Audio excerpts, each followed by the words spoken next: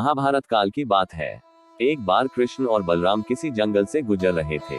चलते चलते काफी समय बीत गया और अब सूरज भी लगभग डूबने वाला था। अंधेरे में आगे बढ़ना संभव नहीं था, इसलिए कृष्ण बोले, बलराम, हम ऐसा करते हैं कि अब सुबह होने तक यहीं ठहर जाते हैं। सुबह होते ही हम अपने मंजिल की ओर बढ़ चलेंगे। बलराम बोले, पर इस घने जंगल में हमें खतरा हो सकता है। यहाँ सोना उचित नहीं होगा, हमें जागकर ही रात बितानी होगी। अच्छा, हम ऐसा करते हैं कि पहले मैं सोता हूँ और तब तक तुम पहरा देते रहो, और फिर जैसे ही तुम्हें नींद आए तुम मुझे जगा देना, तब मैं पहरा दूंगा और तुम सो जाना। कृष्ण ने सुझाव दिया। बलराम तैयार हो गए। कुछ ही पलों में कृष्ण गहरी नींद में चले गए और तभी बलराम को एक भयानक आकृति उनकी ओर आती दिखी। वो कोई राक्षस था। राक्षस उन्हें देखते ही जोर से चीखा और बलराम बुरी तरह डर गए। इस घटना का एक विचित्र असर हुआ भय के कारण बलराम का। उसके बाद राक्षस एक बार और चीखा और पुनः बलराम डरकर कांप उठे। अब बलराम और भी सिकुड़ गए और राक्षस पहले से भी बड़ा हो गया। राक्षस धीरे धीरे बलराम की ओर बढ़ने लगा। बलराम पहले से ही भयभीत थे और उस विशालकाय राक्षस को अपनी ओर आता देख जोर से चीख पड़े, कृष्णा, और चीखते ही वही मूर्छित होकर गिर पड़े। बलराम की आवाज सुनकर कृष्ण उठे। बलराम को वहां देख उन्होंने सोचा कि बलराम पहरा देते देते थक गए और सोने से पहले उन्हें आवाज दे दी। अब कृष्ण पहरा देने लगे। कुछ देर बाद वही राक्षस उनके सामने आया और जोर से चीखा। कृष्ण जरा भी घबराए नहीं और बोले, बताओ तुम इस तरह चीख क्यों रहे हो, क्या चाहिए तुम्हें?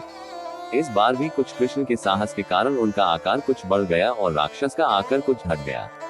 राक्षस को पहली बार कोई ऐसा मिला था जो उससे डर नहीं रहा था। घबराहट में वह पुनः कृष्ण पर जोर से चीखा।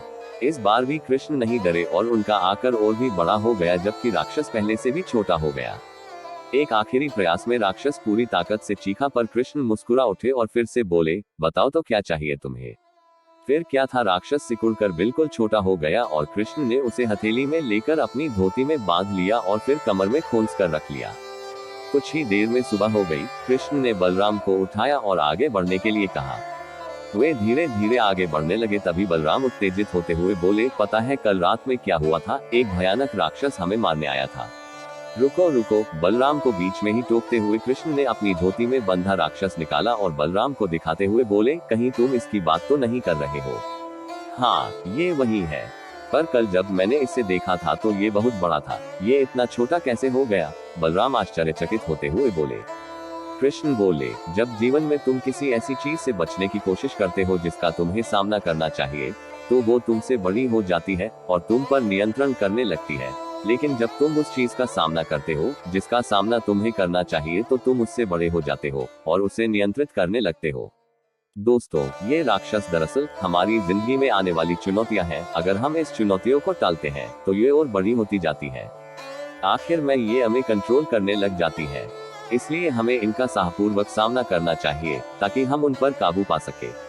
इस प्रकार चुनौतियों का डट के सामना करने से वो छोटी सी हो जाएगी, जिससे हम आसानी से उन पर नियंत्रण कर सकते हैं और सफल हो सकते हैं। अगर आपको हमारी वीडियो पसंद आई हो तो हमारे चैनल को सब्सक्राइब करके बेल आइकन जरूर दबाएं। लाइक, शेयर, कमेंट करना ना भूले और कमेंट में जय श्री कृष्ण जरूर लिखें। राधे राधे।